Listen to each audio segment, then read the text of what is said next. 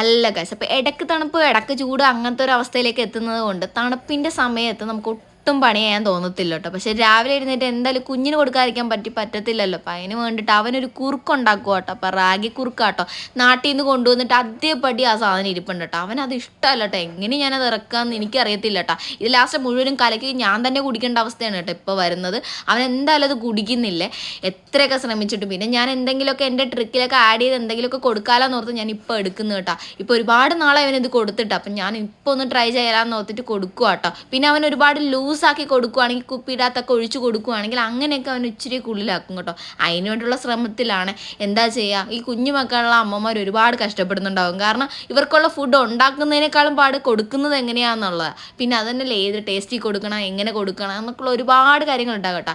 കൂടെയുള്ള കുട്ടികളോടൊക്കെ ഞാൻ ചോദിക്കാറുണ്ട്. അപ്പോൾ അവരുടെയൊക്കെ മക്കളുടെ കാര്യങ്ങൾ പറയുമ്പോൾ എൻ്റെ മോൻ ഇഷ്ടപ്പെടുന്ന ഒന്നും അവർക്ക് ഇഷ്ടപ്പെടുന്നുണ്ടാവില്ലായിരിക്കും. ചിലപ്പോൾ അവർക്ക് ഇഷ്ടപ്പെടുന്ന ഒന്നും എൻ്റെ മോൻ ഇഷ്ടപ്പെടുന്നുണ്ട്. അപ്പോൾ രണ്ടും പല പല വ്യത്യസ്ത സ്വഭാവങ്ങൾ കേട്ടോ കുട്ടികൾക്ക് ഉണ്ടാകുന്നത്. പിന്നെ ഒരു ദിവസം കൊടുക്കുന്നതൊന്നും പിറ്റേ ദിവസം കൊടുക്കാമെന്ന് ആലോചിക്കുകയേ വേണ്ട കേട്ടോ. ഒരുപാട് വെറൈറ്റി ആട്ടോ ഇവർക്ക് ഏറ്റവും ഇഷ്ടം. പക്ഷേ എനിക്കത് ഇഷ്ടം കേട്ടോ.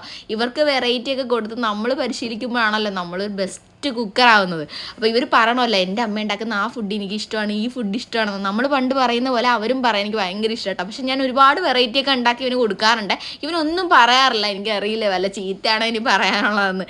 എന്തായാലും വലുതാകുമ്പോൾ പറയുമായിരിക്കും, അമ്മ എനിക്ക് ഈ ഫുഡ് ഇഷ്ടമാണെന്നൊക്കെ കേട്ടോ. അപ്പോൾ ഇപ്പം തന്നെ ഞാൻ എനിക്കുള്ള ഫുഡും കൂടി റെഡിയാക്കണം കേട്ടോ. അപ്പോൾ ഏത്തപ്പഴവും മുട്ടയും കൂടി ഒന്ന് പുഴുങ്ങാമെന്ന് കരുതി കേട്ടോ.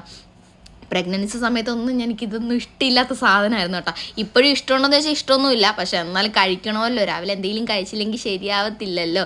അപ്പോൾ എന്തായാലും മനുഷ്യരനും അവിടെ ചെന്ന് കഴിയുമ്പോൾ എന്നെ വിളിക്കട്ടെ, രാവിലെ എന്ത് കഴിച്ചു, ഉച്ചയ്ക്ക് എന്ത് കഴിച്ചു എന്നൊക്കെയുള്ള ചോദ്യങ്ങൾ കേട്ടോ. ചിലപ്പോൾ ഇത് കഴിക്കുന്നത് ഉച്ചയ്ക്കായിരിക്കും കേട്ടോ. അതാണ് വേറൊരു കാര്യം.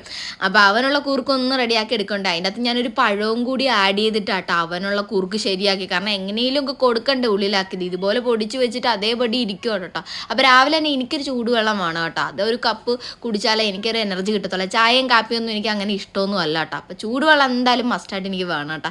അങ്ങനെ നമ്മുടെ സാധനം അവിടെ ഇരുന്ന് സെറ്റ് ആവുന്നുണ്ട്. അത് നമ്മൾ നോക്കിയേ വേണ്ട കേട്ടോ. അതൊക്കെ അവിടെ ഇരുന്ന് സെറ്റ് ആയിക്കോളെ. അപ്പം ഞാൻ കുപ്പിക്കകത്ത് ഒഴിച്ചാട്ടോ അവന് കൊടുക്കുന്നത്. പിന്നെ കഴുകാനുള്ള കുറച്ച് പാത്രങ്ങളൊക്കെ ഉണ്ടായിരുന്നു, അതൊക്കെ എല്ലാം കഴുകി വെച്ചു കേട്ടോ. പിന്നെ വേറെ പണിയൊന്നുമില്ല. ഇനി അവനുള്ള ചോറ് ഇടണം. പിന്നെ അതുപോലെ തന്നെ എനിക്കുള്ള ചോറ് ഓൾറെഡി റൈസ് കുക്കറിൽ ഇരിപ്പുണ്ട് കേട്ടോ. അപ്പോൾ അതിനി കഴിച്ചാൽ മതി. അപ്പോൾ അവനുള്ളതും കൂടി റെഡിയാക്കി കഴിഞ്ഞാൽ ഒന്ന് സമാധാനത്തിൽ ഒന്ന് കിടന്നുറങ്ങാം കേട്ടോ. കുറച്ച് നേരമൊക്കെ അങ്ങനെയൊക്കെ ഇരുന്ന് കഴിഞ്ഞാൽ പിന്നെ ഞങ്ങൾക്കൊരു സമാധാനം കേട്ടോ. പിന്നെ ഫോണിൽ എന്തെങ്കിലുമൊക്കെ തോണ്ടിക്കൊണ്ടിരിക്കും. പിന്നെ അമ്മ വിളിക്കും, അമ്മയോട് സംസാരിക്കും, അങ്ങനെയൊക്കെ തന്നെ കേട്ടോ. എന്തായാലും വൈകിട്ട് ഇനിയുള്ള പണികളുള്ളൂ കേട്ടോ. അപ്പോൾ ദേ ആദ്യക്കുട്ടിൻ്റെ അടുത്ത് എത്തിയിട്ടുണ്ട്. അപ്പോൾ നെക്സ്റ്റ് വീഡിയോ കാണുന്നവരേക്കും ടാറ്റാ ബൈ ബൈ.